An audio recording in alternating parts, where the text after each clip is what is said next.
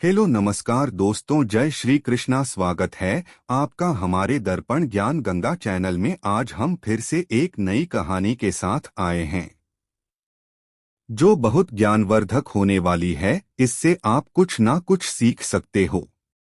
यह कहानी है बूढ़े बगुले की और केकड़े की। व्यक्ति को कभी भी किसी के बहकावे में नहीं आना चाहिए। खुद अपनी बुद्धि तर्क से अपना ज्ञान खुद लगाना चाहिए और जीवन में किसी के सहारे पर नहीं चलना चाहिए। हमें किसी ऐसे व्यक्ति पर विश्वास नहीं करना चाहिए जो अपना काम निकलने के लिए हमारा उपयोग कर रहा हो। इसी प्रकार की व्यक्ति हमारे समाज में भी भारी पड़े हैं, जो राह में देखते रहते हैं कि कभी हमसे मदद मांगी और हम इसकी मौके का फायदा उठा सके।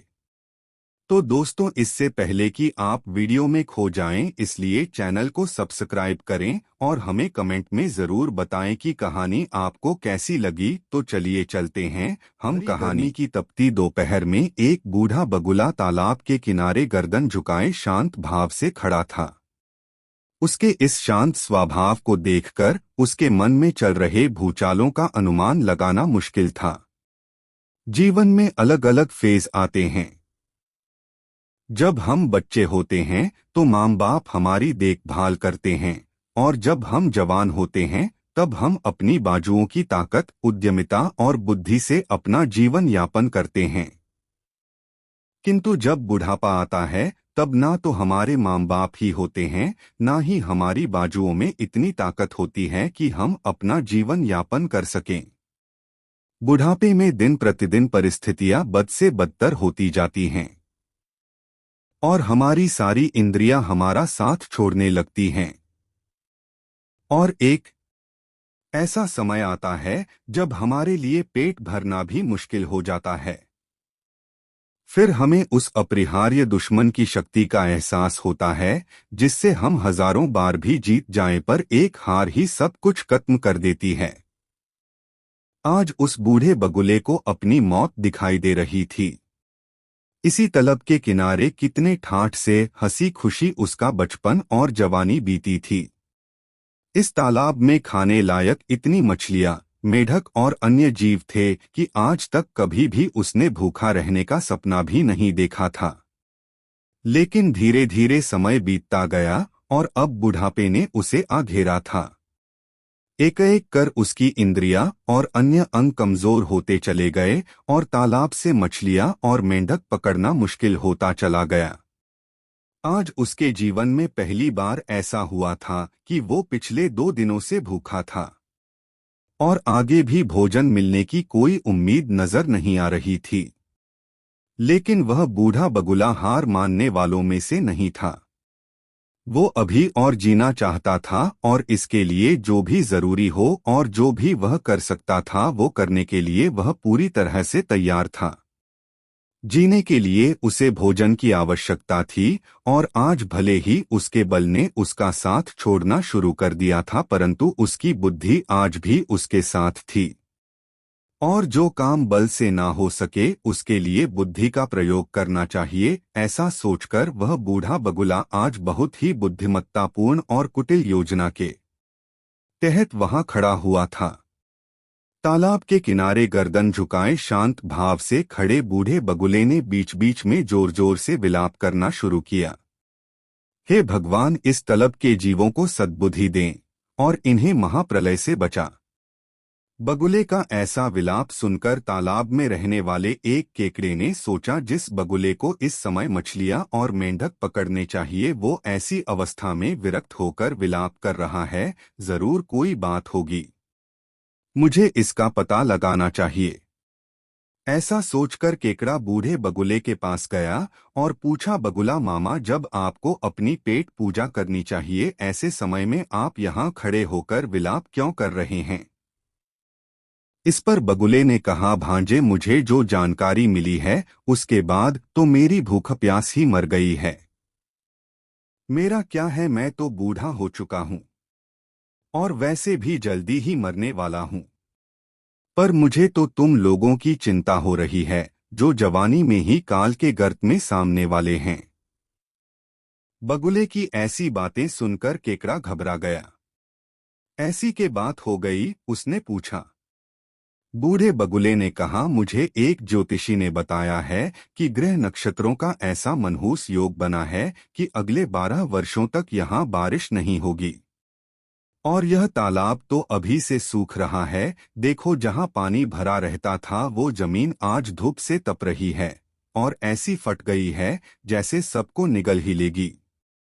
बूढ़े बगुले ने कहा, मुझे एक ज्योतिषी ने बताया है कि ग्रह नक्षत्रों का ऐसा मनहूस योग बना है कि अगले 12 वर्षों तक यहाँ बारिश नहीं होगी और यह तालाब तो अभी से सूख रहा है। देखो, जहाँ पानी भरा रहता था वो जमीन आज धूप से तप रही है और ऐसी फट गई है जैसे सबको निगल ही लेगी।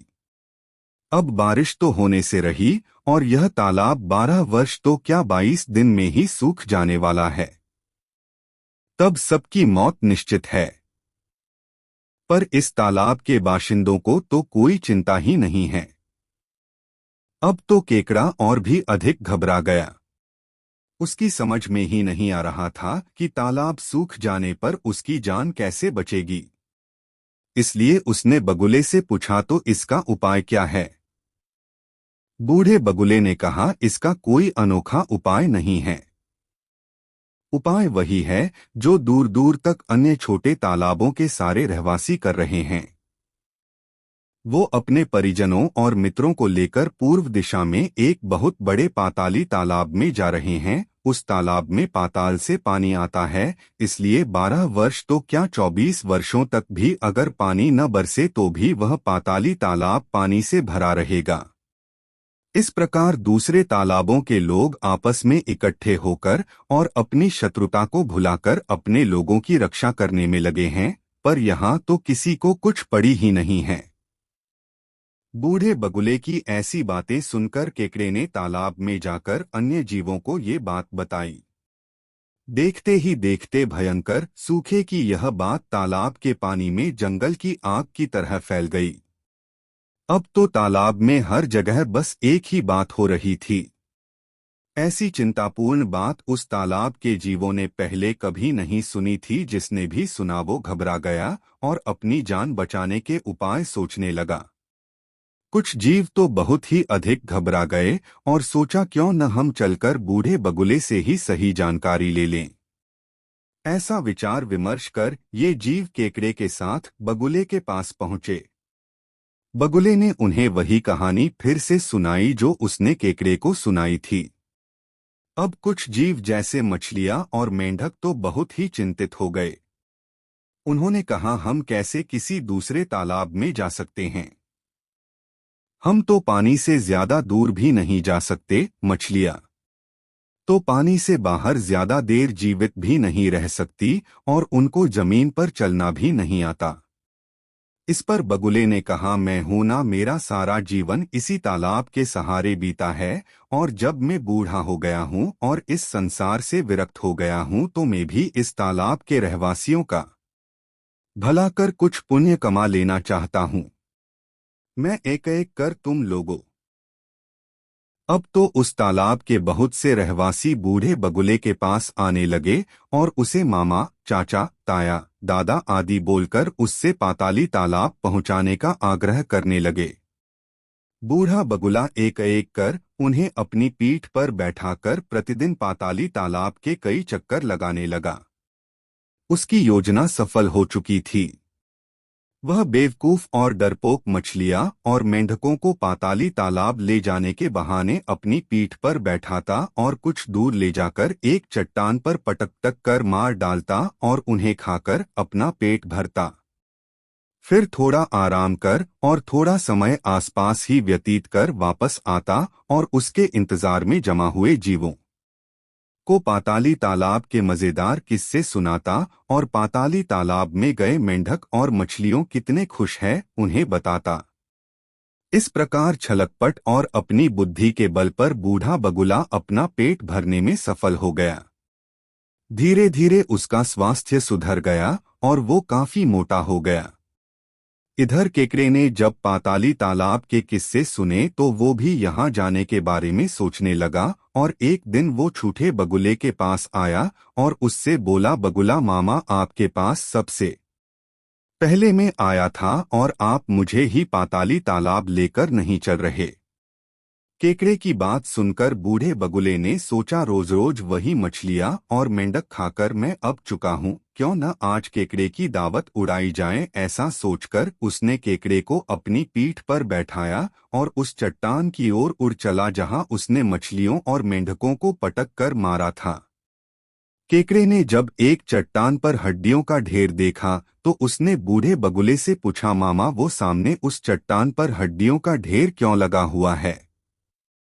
बगुले को केकड़े के भोलेपन पर बहुत हंसी आ रही थी। उसने कहा, ये उन मछलियों और मेंढकों की हड्डियां हैं जिन्हें मैं अपनी पीठ पर बैठाकर लाया था। ऐसा कहकर बूढ़ा बगुला अपनी चालाकी और केकड़े के भोलेपन पर जोर जोर से हंसने लगा। अब केकड़ा सारी बात समझ चुका था और उसे अपनी बेवकूफी पर बहु गुस्सा आ रहा था। उसने अपने मजबूत बाजुओं से बगुले की गर्दन पकड़ी और अपने नुकीले दांतों से उसे काट दिया। बूढ़े बगुले की इंद्रियां आज उसकी बुद्धि पर भारी पड़ी थीं। नया स्वाद चखने के चक्कर में आज उसकी यह लीला समाप्त हो गई। उधर तालाब पर कई मछलियां और मेंढक बूढ़े बगुले का इंतजार कर रहे थे। हर कोई चाहता था कि वह ही बूढ़े बंगले से सबसे पहले मिले ताकि बूढ़ा बगुला उसे पाताली तालाब ले जाए। तभी उन्हें बूढ़े बगुले की गर्दन अपने बाजू में दबाए केकड़ा आता दिखाई पड़ा। केकड़े ने उन्हें बूढ़े बगुले की सारी चाल बताई। तालाब के जीव दुख, क्रोध और कृतघ्नता के भावों से भर गए थे। अपने डर पर बहुत शर्मिंदा थे। बगुले के लालच ने ही आज उन सबकी जान बचाई थी। मित्रों, इस कहानी से हमें क्या शिक्षा मिलती है?